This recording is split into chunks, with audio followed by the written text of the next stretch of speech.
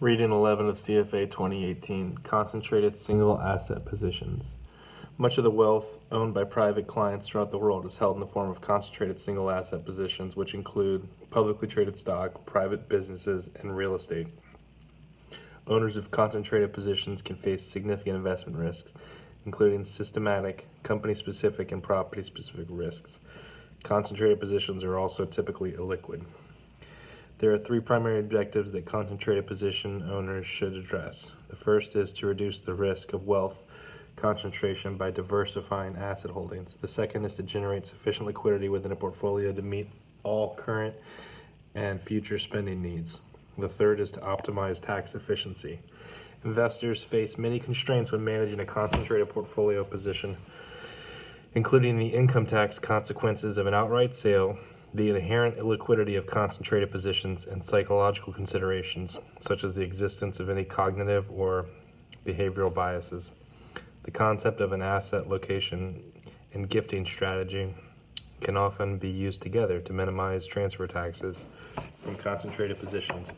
Advisors able to work with clients before the concentrated position has appreciated greatly in value can have the most impact. With the passage of time, after there's been some increase in the concentrated position's value, wealth transfer tools, while still useful, tend to be less efficient, more complex, more costly to implement, which underscores the importance of planning the management of owners' concentrated positions as early as possible. There are often several economically equivalent ways to hedge or monetize a concentrated single stock position. Because tax regimes governing the taxation of a financial instrument differ, the tax results may be disparate. Investors can reap substantial tax savings or reduce tax risk by selecting and implementing the form of a transaction that delivers the optimal tax result. When hedging a concentrated single stock position, investors can use either exchange traded instruments, options, futures, or over-the-counter derivatives, options, forwards, swaps. Each has its own advantages and disadvantages. Equity monetization refers to the transformation of a concentrated stock position into cash. Equity monetization usually refers to transactions designed to generate cash through a manner other than an outright sale that avoids triggering a current taxable event. Equity monetization entails a two-step process. The first step is to remove most of the risk from the concentrated position. That is, the investor establishes a newly riskless position in the stock. The second step is for the investor to borrow against the hedged position. In most instances, a high loan-to-value ratio is achieved because the stock position is hedged, and the loan proceeds are invested in a diversified portfolio of other investments. The four basic equity monetization tools are 1. Short sales against the box, 2. Total return equity swaps, 3. Forward conversions with options, 4. Forward sale contracts or single stock future contracts.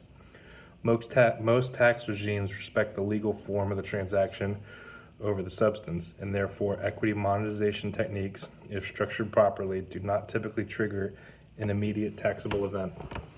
Investors who wish to hedge their concentrated single positions but want to retain some upside potential can consider the use of long puts and cashless collars. The economics of a collar can be achieved through a variety of derivative tools, including exchange-traded options, OTC options, forwards, and swaps. Because these tools may be taxed differently, the investor should use the tool that delivers the most tax-efficient result, so that there's not a mismatch of character. Business owners may be asset-rich but cash-poor because many private companies have most of their personal net worth tied up in the business.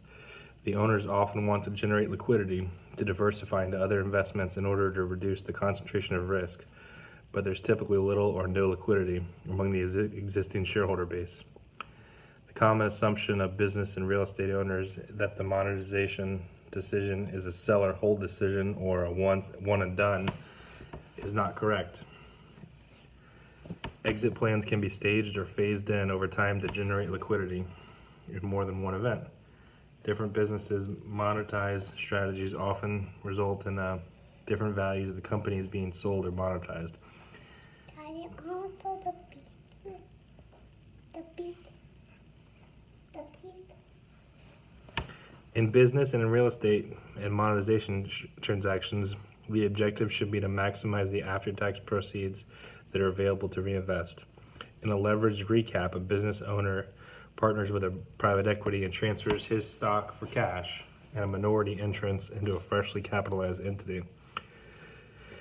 The owner monetizes a large portion of his or her business, typically 60 to 80, and retains significant ownership, typically 20 to 40. From that point forward, because of the retained stake, the owner should remain highly motivated to still grow the business. Borrowing against appreciated income-producing real estate, especially on a non-recourse basis, can be an attractive technique to effectively, quote, realize unrealized gains in real estate. In lieu of selling the asset outright and triggering an immediate taxable event, the owner can borrow against it to access a large fraction of the proceeds without paying any tax. However, with borrowing, the investor still bears economic risk of the underlying property.